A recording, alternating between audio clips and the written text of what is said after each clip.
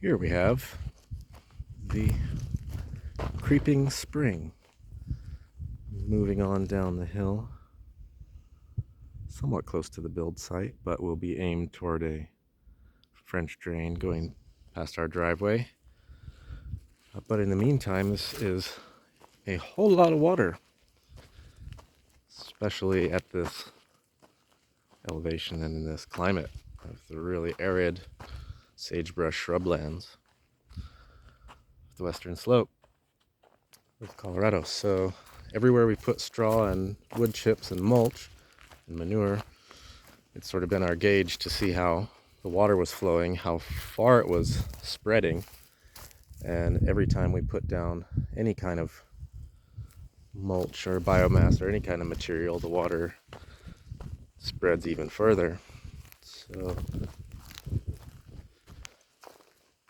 it is on the move, and tracking it is a bit difficult. In general, we can see it's flowing now. It's been flowing for a couple weeks, and it stops in the summer, and then it just really depends on what's going on underground and in the mountain and in the neighbor's basement, out of which the spring floweth. So he's got his own rhythm of pumping it out, we assume. We have no idea.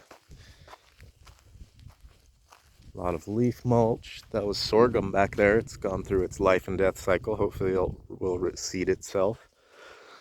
We've been putting tons of organic straw that we've gone and gathered. You can see the wet ground spreading further, so that's a good thing. We're spreading out the water so that all this mulch will give rise to a whole lot of life. So that's probably 200 feet of flow there, down from our top.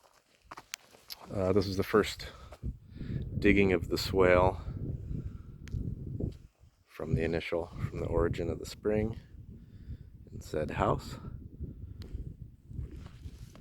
So we've mulched somewhat extensively, but the water is filling up even more. So up here we hope to dig a pond, retainage pond, keep the water as high on the ground as possible, and then be able to distribute it down through ever more fertile areas through creating swales on the contours going across this sort of parched landscape and taking the spring back and forth across the landscape and getting a lot of seeds planted and trees planted.